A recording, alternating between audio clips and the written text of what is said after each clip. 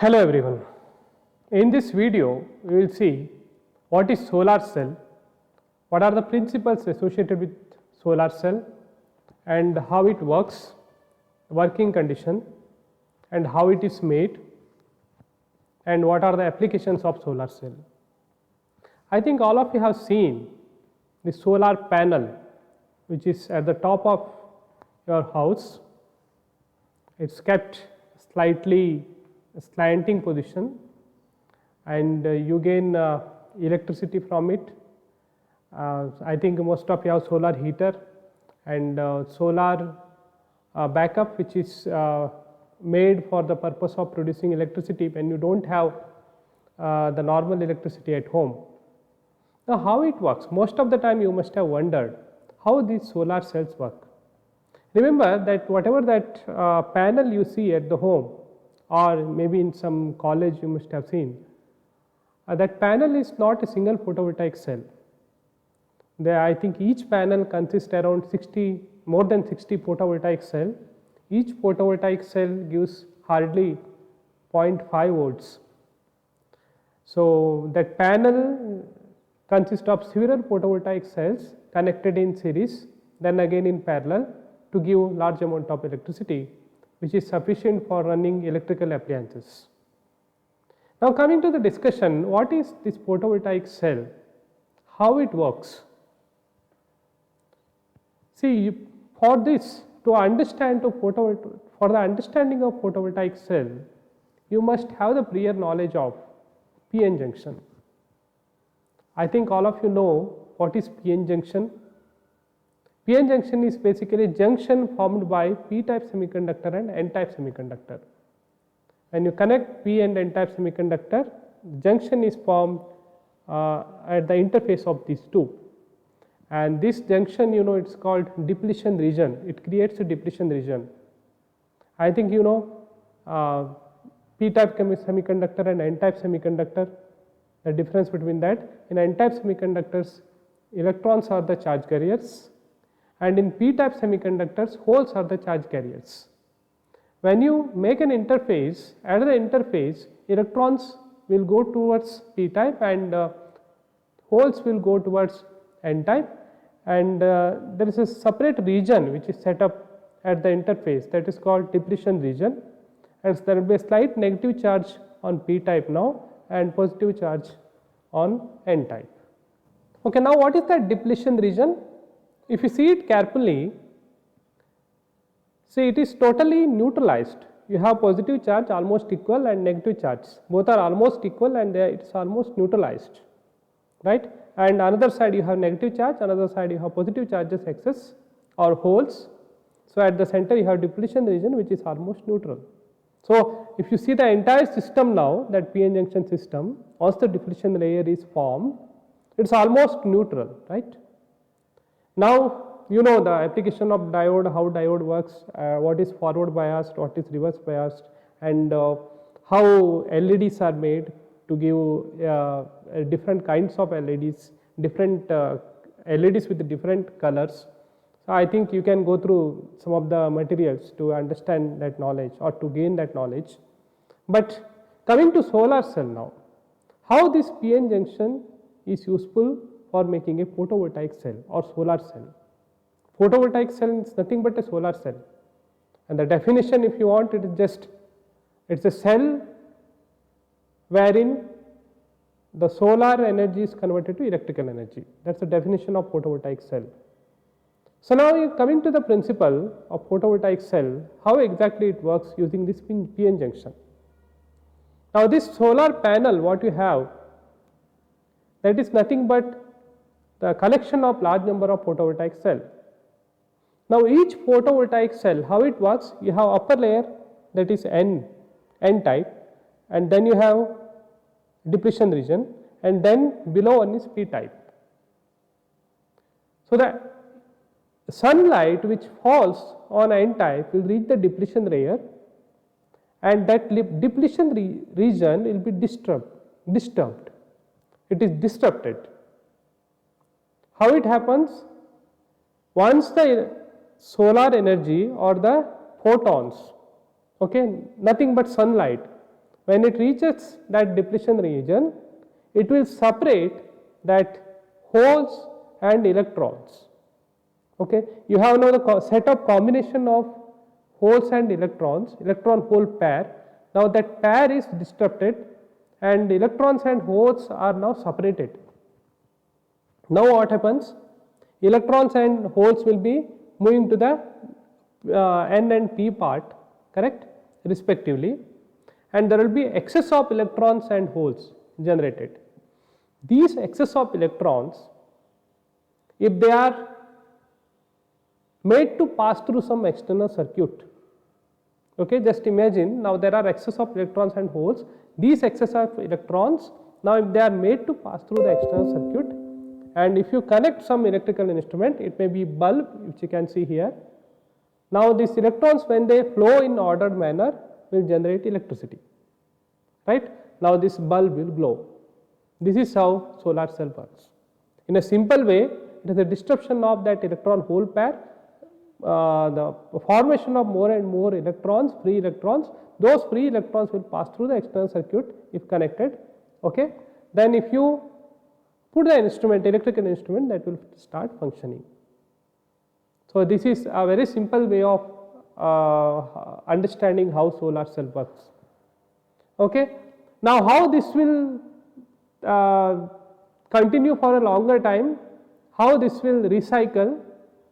Now what happens in the dark, again depletion region will be created, because you do not have sunlight.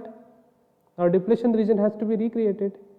Now in the dark same thing will happen, the depletion region is created. Again when it in the next morning or in the daytime, what happens? Again sunlight will come, there will be removal of electron hole pair or disruption of the electron hole pair, again excess electrons are generated, it will pass through the external circuit, you will get electricity.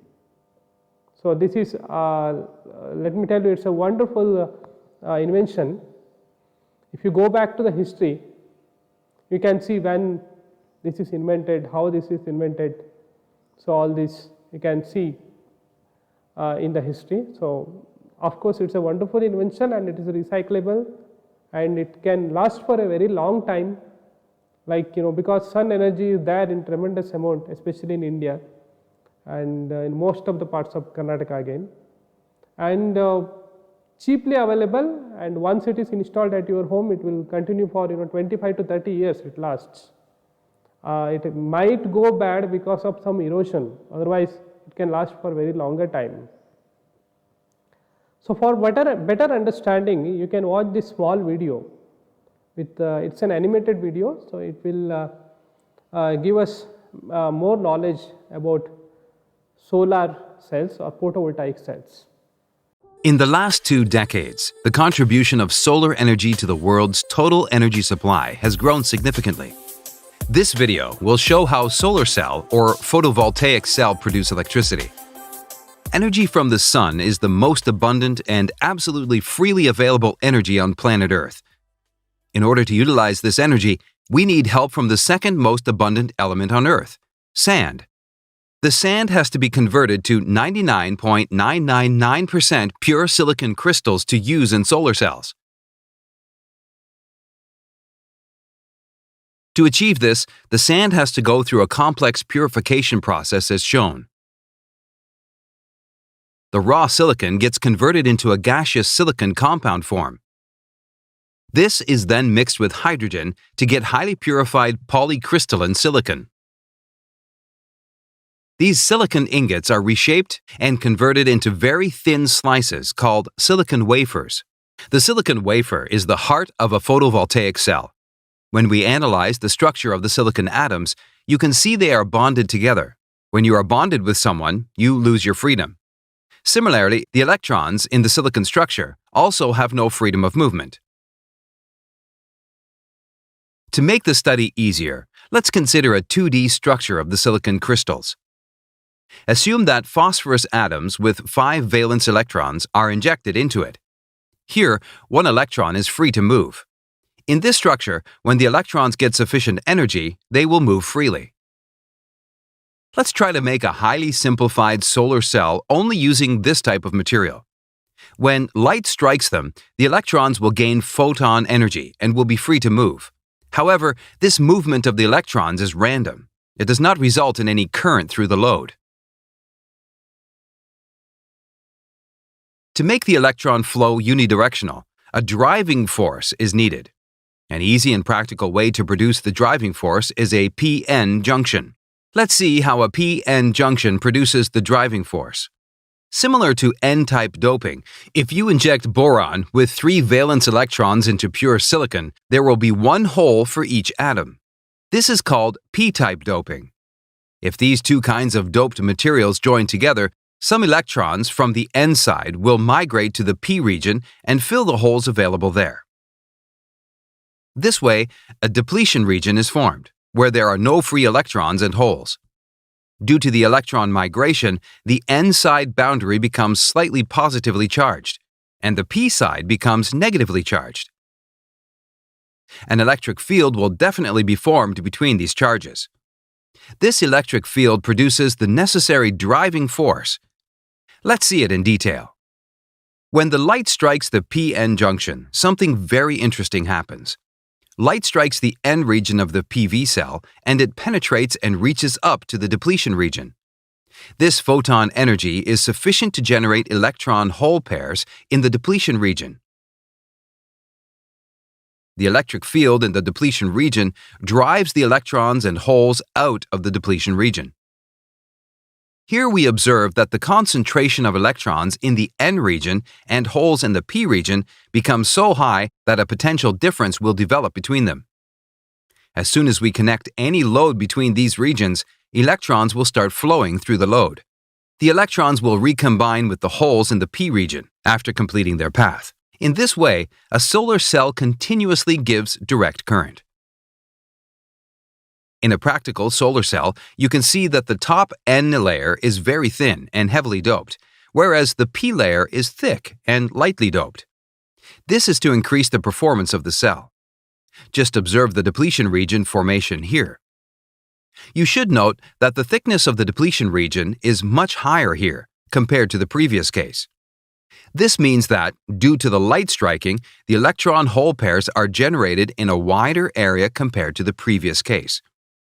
This results in more current generation by the PV cell. The other advantage is that due to the thin top layer, more light energy can reach the depletion region. Now, let's analyze the structure of a solar panel. You can see the solar panel has different layers.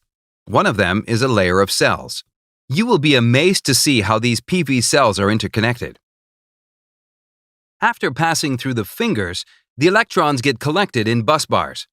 The top negative side of this cell is connected to the back side of the next cell through copper strips. Here, it forms a series connection. When you connect these series-connected cells parallel to another cell series, you get the solar panel. A single PV cell produces only around 0.5 voltage. The combination of series and parallel connection of the cells increases the current and voltage values to a usable range. The layer of EVA sheeting on both sides of the cells is to protect them from shocks, vibrations, humidity, and dirt. Why are there two different kinds of appearances for the solar panels? This is because of the difference in the internal crystalline lattice structure. In polycrystalline solar panels, multi-crystals are randomly oriented. If the chemical process of silicon crystals is taken one step further, the polycrystalline cells will become monocrystalline cells. Even though the principles of operation of both are the same, monocrystalline cells offer higher electrical conductivity. However, monocrystalline cells are costlier and thus not widely used. Even though running costs of PV cells are negligible, the total global energy contribution of solar voltaic is only 1.3%. This is mainly because of the capital costs and the efficiency constraints of solar voltaic panels, which do not match conventional energy options. Solar panels on the roofs of homes have the option to store electricity with the help of batteries and solar charge controllers.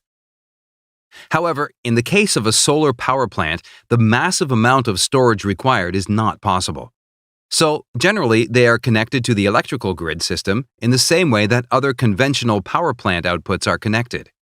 With the help of power inverters, DC is converted to AC and fed to the grid. I hope you have enjoyed watching that video. That's all about principles and construction of solar cell. Now coming to the last part, that is application of solar cells. You know, solar cells nowadays cheap and renewable energy source. It is applied in various sectors, widely applied, right from your calculator, toys, and at home for water heating purposes as water heater, and for the water treatment, water pumping, of course, in several pumps. And another great application or noteworthy application is in satellites. You must have seen the panels or the wings of satellite with solar panels, because satellites won't receive any electrical energy from the earth, or there is no other electrical source which is available for functioning. So it generates from solar cells.